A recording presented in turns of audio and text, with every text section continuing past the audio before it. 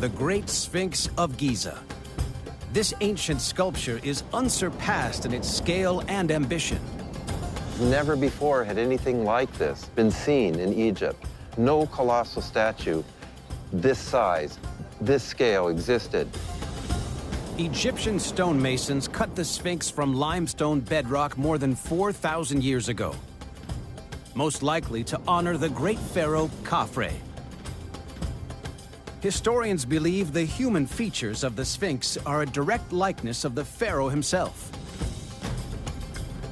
But over thousands of years, the harsh desert wind has sandblasted Khafre's carved features away, leaving just a few tantalizing clues as to how the sculpture originally looked. The deep cuts in the face are chisel marks, left by vandals who chopped off the nose. Based on other statues of the time, this is what the nose may have looked like. Stone fragments found between the paws are clues that the Sphinx had a beard. Traces of paint behind the ears could mean that it used to wear heavy makeup. And what looks like hair is actually a regal headdress, framing the immortal face of the god king Khafre himself. But one big question remains unanswered.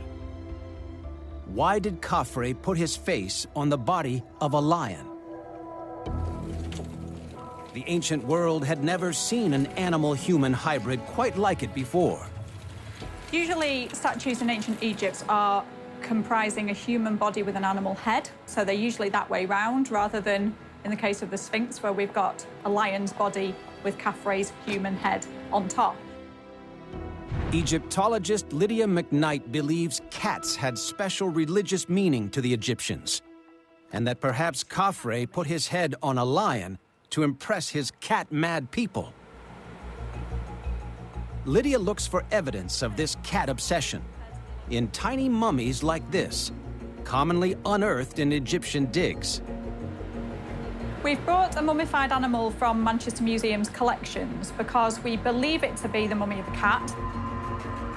Today, Lydia wants to confirm the contents of this tightly wrapped package and get some idea of how the animal died. She wants to know if the death was natural or if the Egyptians were killing animals to order. We brought it here today to use non-invasive radiographic methods that are usually used to scan living patients, just to check what's going on the inside in a non-destructive way. First, Lydia needs to check if it really is a cat inside the ancient dressings. She hunts for telltale signs that the skeleton is feline. Usually we identify a cat from the skull and the teeth, so the shape of the skull, the teeth, and the limb bones, so the legs. But we've got what appears to be 4 limbs in the position we would expect to find them. The ancient skull of this specimen is badly damaged, but the legs are intact and folded up underneath the body. You can see quite nicely the paws here. So this is one of your front limbs and the paw. We've got what appears to be a complete cat skeleton in there. Lydia also searches for thin, clear lines that run horizontally across the top of the leg bones. This will tell her how old the cat was when it died. These lines are growth plates, and they're only found in juvenile animals. The prominent growth plates on this specimen can mean only one thing. So it was an immature kitten at the time of death. The fact that this kitten died before the end of its natural life suggests it was not a beloved pet. It was an animal bred in captivity for one purpose: to be slaughtered and mummified as an offering to the cat gods. Research estimates that around 10 million cats would have been mummified as votive offerings during this 1,000-year time period, so we really are looking at a massive scale industry. The Egyptian people clearly thought cats were an important link to their gods. And by putting his image on the body of a lion, Khafre might have found many admirers.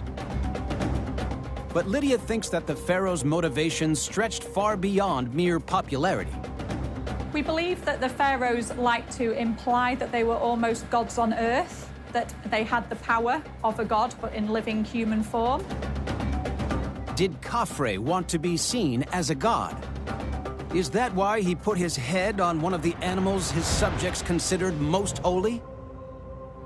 Khafre wanted to show his dominance and power over not only the physical landscape in which the statue stands, but also over the people of Egypt during his reign.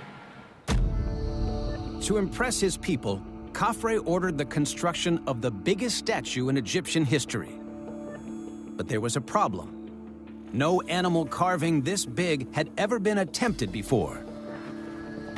To achieve it, Mark Lehner thinks the Egyptian craftsmen must have learned how to exploit the natural layers of the rock. We've been looking at the layers in the Sphinx quarry where they cut the blocks. But it all tells you that the Egyptians were good geologists in their own right. They used the geology and the layers to their advantage, that's for sure. Mark's investigations suggest that the Egyptians would pound trenches into the bedrock to form a grid of deep channels and expose the layers of limestone. They drove wooden wedges between the layers to split them with ease and lift out perfect building blocks. As they excavated the rocks, they carved out the rough shape of the Sphinx and recycled the spoil to build the temples. Finally, an army of stonemasons used copper chisels to add the detail of the pharaoh's face and lion's body. And the combination of the human head with the lion body symbolizes supreme strength and power, as in many cultures, the lion is the symbol, is the king of the beasts. And yet, the beast is controlled by human intelligence. Indeed, the intelligence of Pharaoh himself